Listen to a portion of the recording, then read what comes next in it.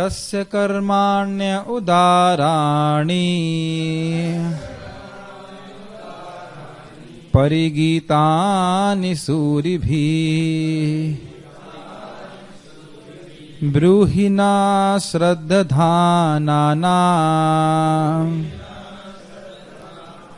लीलया ददतः कला। तो कह रहे हैं तस्य मतलब भगवान कृष्ण के।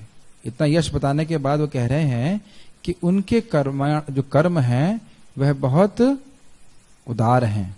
उदार अर्थात जैसे कि पूतना का वध, पूतना राक्षसी थी, जहर देने के लिए आई थी भगवान को, भगवान ने फिर भी उसको अपना मां बना लिया। और परिगीतानि सूरभि, परिगीतानि मतलब उसको गाते हैं। कौन गाते हैं? सूरभि। सूरभि मतलब जैसे नारद आदि महान महान लोग जो हैं वह भगवान के उदार कर्मों को गाते हैं। ब्रूहि मतलब हमें कहिए, नह ब्रूहि मतलब कहिए, नह मतलब हमको। ब्रूहि नह का मतलब हो गया हमें कहिए। तो क्यों कहें? तो कह रहे हैं श्रद्धाना नाम, क्योंकि हमारी बहुत श्रद्धा है। हमने चर्चा किया था ना कि श्रोता की क्या योग्यता होनी चाहिए, उसे कथा में और वक्ता में बहुत श्रद्धा है। हमें बहुत श्रद्धा है। श्रद्धा मतलब एक्चुअली बात यह है कि अगर श्रद्धा होती तो आपको टेस्ट भी होता है। जितनी श्रद्धा होगा उतना टेस्ट होगा। तो हमें बहुत टेस्ट है कथा सुनने में, इसलिए आप हमको सुनाइए। लीलया ददतः कला, भगवान ने जो लीला करी, ददतः मतलब अपनी कलाओं के संग। भगवान कृष्ण जब आते हैं तो उनके संग सारे अवतार भी आते हैं।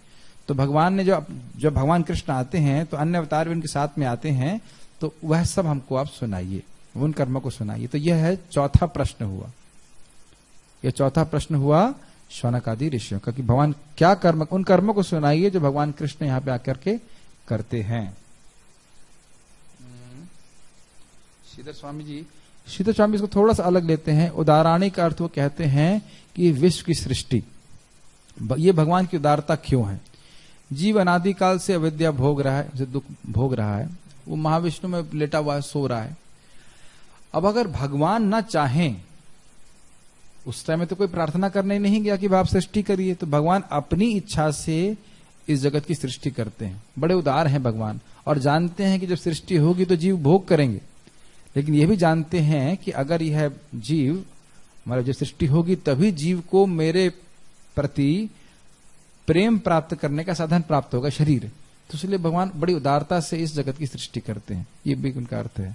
ठीक है, ये तो बोल हो गया। प्रभुपाद जी के तात्पर्य को देखते हैं।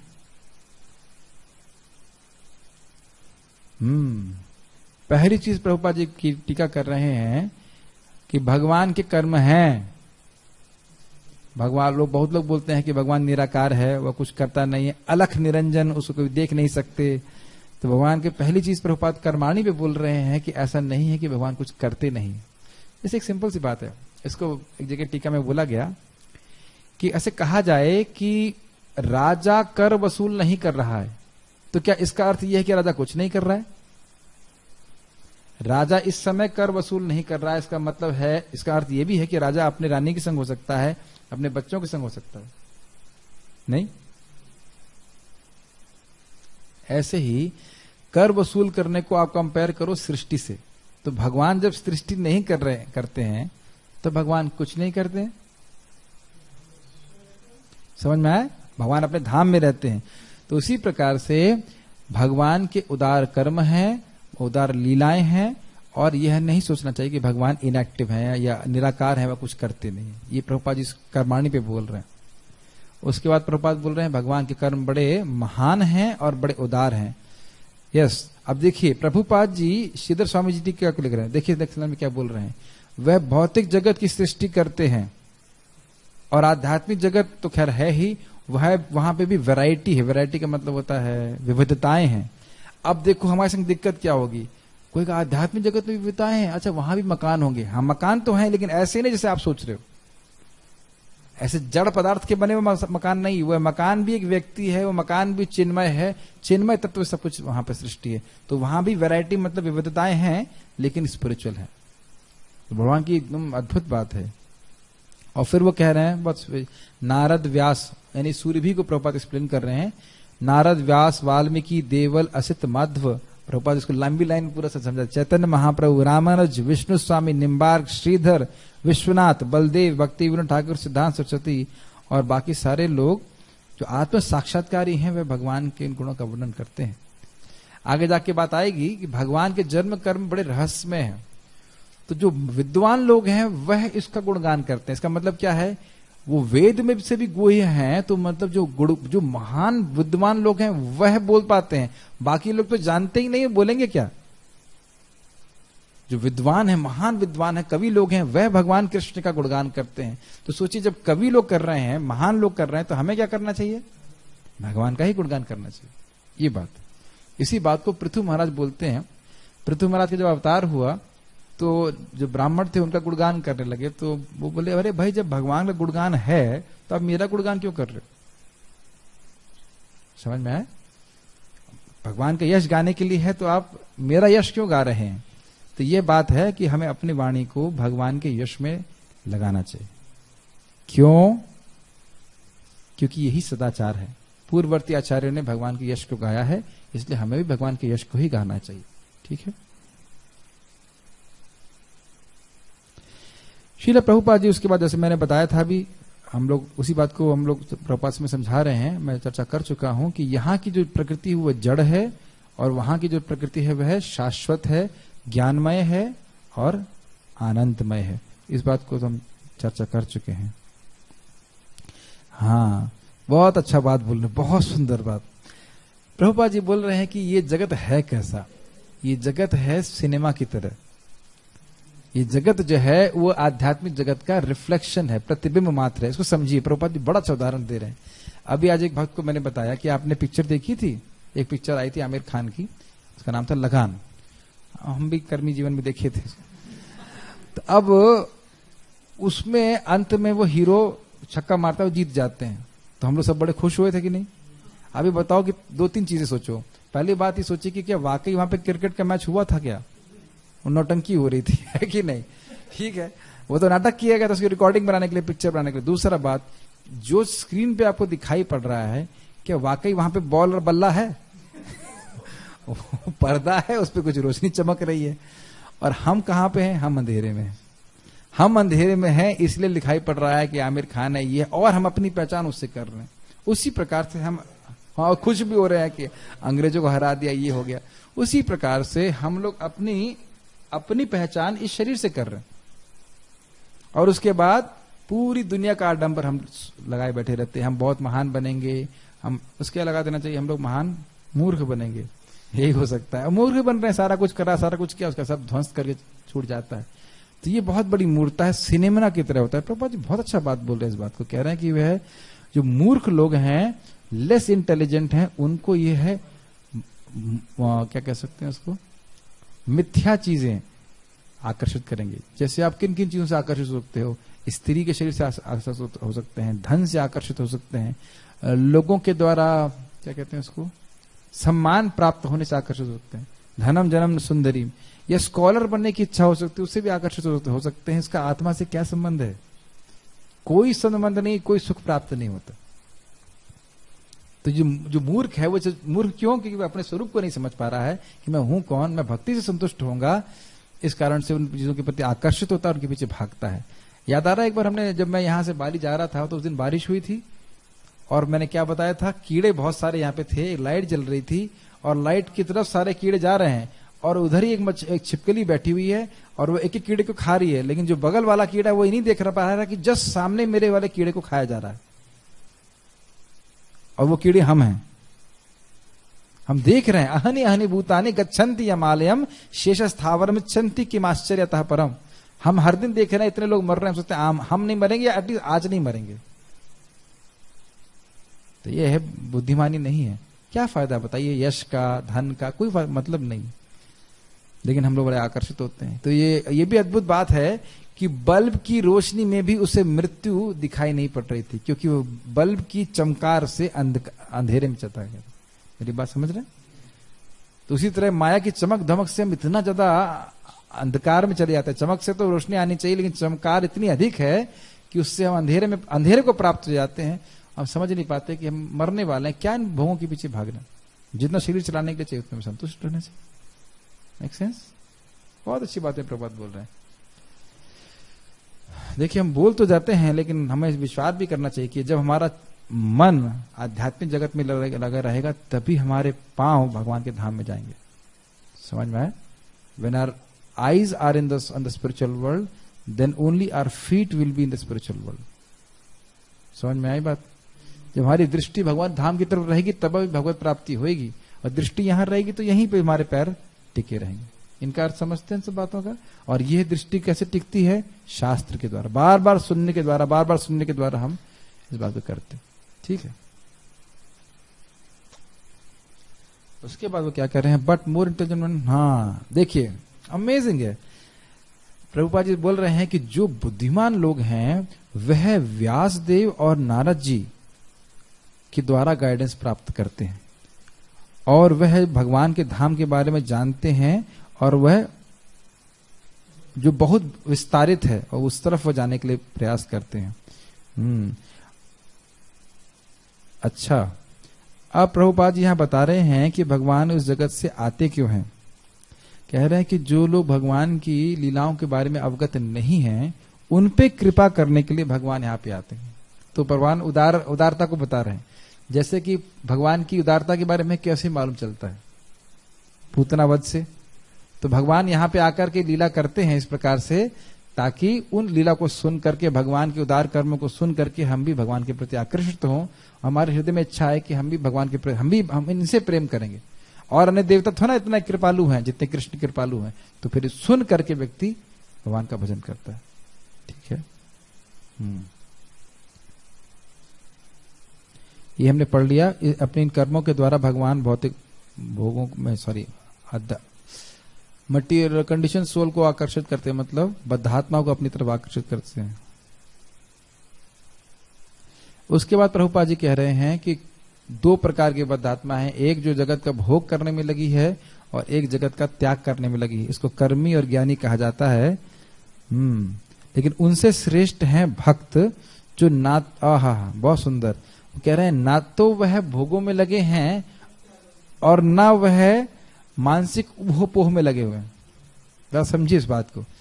कर्मी लोग भोगों में लगे हुए हैं, और जो ज्ञानी लोग हैं वो सोच रहे हैं कि ब्रह्म क्या है, ब्रह्म तो निराकार है, ये है वो है। लेकिन भक्त लोग दोनों ही प्रकार के चक्कर में नहीं पड़ते, सीधे भगवान के बारे में गुरु से, शास्त्र से सुन करके भगवान की लीला श्रवण में लगते हैं और वो पार हो जाते। एक इंटरेस्टिंग चीज है कि एक कर्मी इस जगत को भोगना चाहता है, तो वो सोच रहा है ये मेरी संपत्ति है, और ज्ञानी सोच रहा है मैंने अपनी संपत्ति का त्याग कर दिया।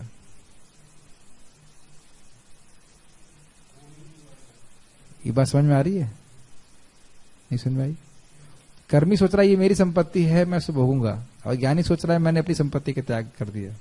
दोनों ही सोच रहा है ये मेरी संपत्ति।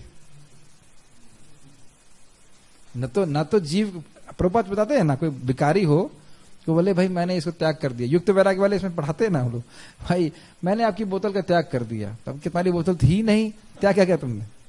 इसीलिए भक्त लोग युक्त वैराग्य में रहते हैं। जो वस्तुएं भगवान की सेवा में आवश्यक है उनको भगवान की सेवा में नियोजित कर देते हैं।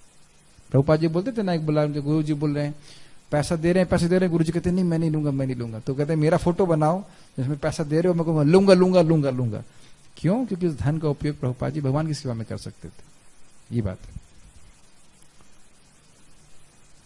हाँ, उसके बाद प्रभुपाद जी ददतः कला को वर्णन कर रहे हैं कि भगवान भौतिक और आध्यात्मिक जगत दोनों के परम नियंता हैं और उनके असंख्य अवतार हैं। इसको आगे समझाया जाएगा। जैसे एक जलाशय है जिसका जल कभी समाप्त नहीं होता है। बहुत सारी नदियां तालों से निकलती हैं, पता है आपको? जलाशय से, जैसे भोपाल का ताल है, उससे बहुत सारी नहरें निकलती हैं और वो कभी सूखती नहीं है। तो ऐसे ताल होते हैं जिनका पानी कभी कम नहीं होता। तो भगवान विष्णु ऐसे ताल हैं जिनसे असंख्य अवतार निकलते रहते हैं, लेकिन वह कभी मतलब घटते नहीं है। ये आगे जाकर के बताया जाएगा।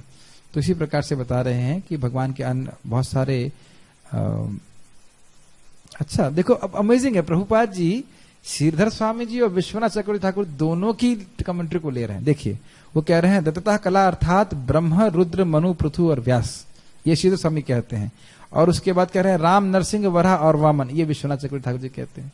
कला का अर्थ ब्रह्मा और रुद्र, ये श्रीधर स्वामी लेते हैं, और कला का अर्थ वामन, राम और नरसिंह, यह विश्वनाथ चक्रवर्ती ठाकुर जी लेते हैं। तो भगवान जब यहाँ पे आते हैं तो अपने ब्रह्मा जी रुद्र ताती के द्वारा लीला करते हैं, उनसे भी लीला करवाते हैं, वह भी उनके अवतार हैं। और जब भगवान आते हैं तो उनके अन्य जितने भी विष्णु तत्व हैं वह भी उनमें सम्मिलित रहते हैं। ये विश्वनाथ चक्रवर्ती ठाकुर जी का टीका है, तो प्रभुपाद जी ने इसको सम्मिलित किया। बड़ा सुंदर प्रभुपाद जी का फ्लो है, इसको वो सारे आचार्यों की टीका को लेकर के प्रस्तुत कर रहे हैं। और लास्ट में प्रभुपाद जी बता रहे हैं क्यों वह कृष्ण के अवतारों को सुनना चाहते हैं, क्योंकि कृष्ण सभी अवतारों के स्रोत हैं। इसलिए कृपा में, बल में जो उन्हें मतलब ऐश्वर्य प्रदर्शित किया, उसकी कोई सीमा नहीं। कोई प्रश्न है या कोई टीका है या टिप्पणी? प्रभु जी, आजकल मतलब निराकारवादी जो है ये कहते हैं कि जो मतलब भगवान निराकार है, लेकिन जो भगवान श्री राम और भगवान श्री कृष्ण है वो निराकारी साकार रूप में आता है, ऐसा वो लोग कहते हैं। तो हाँ, देखिए ये बहुत बड़ा प्रॉब्लम है कि प्राय वो लोग बोलते हैं कि निराकार से साकार आया। तो अब हमसे पहले ये बताइए कि इसका शास्त्र में कहाँ प्रमाण है? भागवतम और रामचरितमानस सब पढ़ते हैं लेकिन फिर भी यही बात मानते हैं। पॉइंट ये है कि उनसे पहले ये पूछो कि इसका बेसिस क्या है, शास्त्र में ऐसा कहाँ श्लोक लिखा है। अच्छा, इसके विपरीत कोई खंडन कर सकता है? गीता में कहीं ऐसा बोलते हैं भगवान इसके विपरीत? अव्यक्तम व्यक्ति मापन्नम मन्यते माम अबुद्धया। जो व्यक्ति सोच रहा है कि मैं पहले अव्यक्त था और अब व्यक्त हो गया हूं, ऐसे व्यक्ति के पास बुद्धि कम नहीं है, अबुद्ध है, बुद्धि है ही नहीं। और यह श्लोक को एकदम उनके मुंह पे मारना चाहिए। देखिए एक बात से समझ लीजिए, आप जैसे अभी आज ये व्यक्ति पूछ रहा था कि भाई जल एक गिलास में है, उसको समुद्र में मिला दो तो मिल जाएगा। तो उसी प्रकार से जो है जब जीव मुक्त हो जाता है तो भगवान में मिल जाता है। तो उससे पहले ये पूछो कि भाई तुम उदाहरण से सिद्धांत स्थापित नहीं कर सकते। ये प्लीज बात बहुत ध्यानपूर्वक सुनिए। उदाहरणों से सिद्धांत नहीं स्थापित होता है, उदाहरणों से सिद्धांत क्लियर होता है। तो आप सिद्धांत तो पहले शास्त्र का बताओ ना, सिद्धांत में कहां लिखा है कि जीव भगवान में मिल जाएगा? अभी तो गीता में लिखा है सर्गे नोपजायन्ते प्रलय न व्यथन्ति च। जो जीव है वह मुक्त होने के बाद कभी भी, मतलब मुक्त होने के बाद भी भगवान का अंश रहता है। मम साधर्म में आगता, कितने सारे श्लोक है गीता में। फिर भगवान बोलते हैं क्या है वो, ममे वांशो जीव लोके जीव भूतः सनातनः, मतलब बद्धावस्था में भी जीव मेरा अंश है और मुक्त अवस्था में भी रहेगा। फिर क्या बोलते हैं, नात्यवाहम जातु नासम न त्वम नेम जनाधिपः न चैव न भविष्यामः सर्वे वयमतः परम। ऐसा कोई समय नहीं था अर्जुन कि तुम नहीं थे, मैं नहीं था या राजा नहीं थे, और ऐसा कोई समय नहीं है कि तुम नहीं रहोगे या मैं नहीं रहूंगा, ये नहीं रहेंगे। तो आप कह सकते हो तो उसमें कौन सी बड़ी बात है? तो भगवान भी जैसे जीव जैसे हो जाएंगे न। आगे आप देखो चौथे अध्याय में कहते हैं बहुनी में व्यतीतानी जन्मानी तव चार्जुनः तान्यहम वेद सर्वाणी नत्वम वेद परंतपः। हे अर्जुन, तुम्हारे मेरे बहुत सारे जन्म हैं लेकिन तुम भूल जाते हो और मुझे याद रहता है। तो आप देख सकते हो कि भगवान और जीव अलग अलग हैं, समझना चाहिए। और प्रभुपाद जी एक जगह बताते हैं कि अरे भाई तुम्हें आत्म साक्षात्कार होगा तो किसी को होना चाहिए ना, तभी तो साक्षात्कार होगा। समझ में आई? अगर आपकी जो सत्ता है, जो आत्मा की सत्ता है वही समाप्त हो गई तो आत्म साक्षात्कार होगा किसको? और आपको याद हो तो बलदेव विद्याभूषण जी समझाते हैं, ये लोग कहते हैं वहां केवल ज्ञान है, ना ज्ञेय है, ना ज्ञाता है, ना कुछ है, तो ये तो जड़ पदार्थ जैसा हो गया, इस साक्षात्कार का फायदा क्या होगा? तो यह उनकी केवल कल्पना मात्र है, बिल्कुल कल्पना मात्र है। तो यह समझ नहीं पाते हैं, इस कारण से इस प्रकार से वो बातें करते हैं। और प्लस इस जगत में भी हम निराकार से साकार कहां देखते हैं? जैसे आप देखो प्रत्यक्ष रूप से बल्ब का आकार है और उससे जो उत्पन्न लाइट है उसका। अब मैं कहूं लाइट से बल्ब आया है तो मानेंगे आप? बल्ब से लाइट आई तो दिखता है। प्लस भगवान गीता में कहां बोलते हैं कि ब्रह्म की प्रतिष्ठा वो है? सब भूल जाओ, कोई नहीं पढ़ रहा है गीता। आप तो गीता पढ़ाते हो, बोलो श्लोक। 12वें में नहीं है। ब्रह्मणो ही प्रतिष्ठा हम अमृतस्य अव्ययस्य च। ब्रह्म की प्रतिष्ठा, ब्रह्म का स्रोत मैं ही हूं। ये श्लोक याद रखना चाहिए, बहुत इंपॉर्टेंट है, सब लोग याद रखिएगा, है ना। ब्रह्मणो ही प्रतिष्ठा हम, तो बड़ा स्पष्ट है भगवद गीता में, तो सूर्य के समान क्लियर है। उसके बाद भी ये यामुनाचार्य जी कहते हैं भगवान आपका जो महिमा है ना वो वेद पुराण में सब जगह लिखा है। जो लेकिन जो मूर्ख प्रकृति के लोग हैं, असुर प्रकृति के लोग, वो कैसे हैं? क्या कहते हैं, आउल्स को क्या बोलते हैं? उल्लू। तो उल्लुओं को जैसे सूरज उगता है दिखना बंद हो जाता है। तो इतना सारा कुछ करने के बाद, अभी मैं चैतन्य भागवत पढ़ रहा था, उसमें लिखा है लोग गीता भागवत पढ़ा रहे थे लेकिन भक्ति नहीं कर रहे थे, और ये भी समझ नहीं पा रहे थे गीता भागवत का कंक्लूजन क्या है, शुद्ध भक्ति भगवान के प्रति। तो ये इस प्रकार से भगवान की माया व्यक्ति को विमोहित कर देती। और भागवतम की भी ऐसे कुछ शब्द हैं जिसको आप ऐसे इंटरप्रेट कर सकते हो कि जानते हैं, अभी हम लोग चर्चा कर रहे थे, अरूपस्य। आप कहोगे इसका कोई रूप नहीं है, इसका अर्थ क्या है? जिसका कोई मटीरियल रूप नहीं है, इसका अर्थ ये नहीं कि इसका स्पिरिचुअल रूप ना हो। तो यह व्याख्या तो एक महान वैष्णव आचार्य ही दे सकते हैं। इसीलिए भागवत भगवत गीता शास्त्र को वैष्णव के अनुगत्य में सीखना चाहिए। ये अपने मनगणन तरीके से लोग कुछ करेंगे तो चाहे कितना स्कॉलर वो घूम जाएगा उसके लिए। प्रभु जी, एक जगह वर्णन आता है, मुझे पता नहीं कहाँ, लेकिन मैंने सुना है कि भगवान बिना पैरों के चल सकते हैं। Very nice. अपाद पानो जवनो ग्रहीता, भगवान अपने बिना पैरों के खूब तेज दौड़ सकते हैं, बिना हाथों के भक्त का भोग स्वीकार कर सकते हैं। इसका मतलब क्या हुआ? मतलब ये हुआ कि उनके भौतिक हाथ नहीं है, उनके आध्यात्मिक हाथ, उनके भौतिक कान नहीं है, उनके आध्यात्मिक कान, ये अर्थ हो। और जैसे आप यहां देख रहे हैं कर्माणी, अब तो कहने कर्म करते हो, उसका मतलब भगवान बंध जाएंगे ना, उनके कर्म दिव्य हैं और उनको समझ करके व्यक्ति मुक्त हो जाता है। और आपने देखा था ना, इसीलिए परिगीतानि सूर्य भी, उनके कर्म सामान्य नहीं है, पुण्य श्लोकेड कर्मणा, उनके कर्म स्तुति के योग्य हैं। और स्तुति कौन कर रहे हैं? बड़े बड़े लोग कर रहे हैं, विरक्त चूड़ामणि कर रहे हैं। यस, समझ रहे हैं मेरी बात? भाई परीक्षित महाराज पागल तो है ना कि मरने जा रहे हैं, मरने से पहले कि सामान्य व्यक्ति की बात सुनेंगे। और ये बात ध्यान देना चाहिए कि कृष्ण कथा ही सुननी चाहिए, ये सर्वश्रेष्ठ श्रेय है। इसके संबंध में किसी भी मुनि का कोई भी विरोध मत नहीं था। ये बात आगे आने वाली है। सूत गोस्वामी से पूछा गया था शास्त्रों का सार क्या है जो सबको संतुष्ट कर देते। वो सोच रहे थे, कोई कहता है वेदांत अच्छा है, कोई कहता है ये अच्छा है, कोई कहता है वो अच्छा, मैं क्या बोलूं। फिर उनको याद आया, अरे सुखदेव गोस्वामी जी से भी यही प्रश्न किया गया था। मतलब सबसे इंपॉर्टेंट चीज क्या है? जो मरने वाला व्यक्ति है, सर्वथा म्रियमाण व्यक्ति है, उसे क्या करना चाहिए? तो उन्हें जो उत्तर दिया था कृष्ण कथा सुनना चाहिए था। वहां पे उपस्थित जितने भी मुनि थे उन्हें किसी ने विरोध मत उपस्थित नहीं किया। तो ये दिखाता है कि ये सर्वसम्मत बात है कि कृष्ण ही उपास्य है, कृष्ण कथा ही सर्वश्रेष्ठ चीज है। ठीक है, भगवान निराकार नहीं है। भगवान का एक निराकार ऑस्पेक्ट है, जिसे ऑस्पेक्ट को क्या बोलते हैं? पहलू है, जिसको कि हम लोग निराकार ब्रह्म कहते हैं। ये तो भागवत में भी बोला गया, लेकिन वह सर्वश्रेष्ठ नहीं है। किन लोगों को क्या होता है? प्रश्न समझ में नहीं आया। उन लोगों को क्या मतलब, किन लोगों को क्या? देखिए, दो प्रकार के निराकारवादी हैं। एक जो ब्रह्मवादी हैं, जो ब्रह्म की उपासना करते हैं, वह भगवान के प्रति अपराध नहीं करते। लेकिन एक मायावादी हैं, जो जैसे प्रभु जी बता रहे थे, जो कहते हैं कि ब्रह्म से भगवान आए और भगवान माया के विकार हैं। ऐसे व्यक्ति भगवान के अपराधी हैं, भगवान कभी कृपा प्राप्त नहीं हो सकती।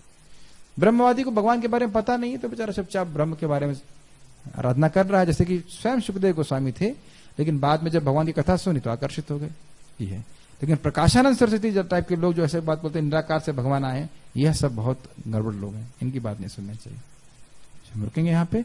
श्रीमद् भागवतम की जय, श्रील प्रभुपाद की जय।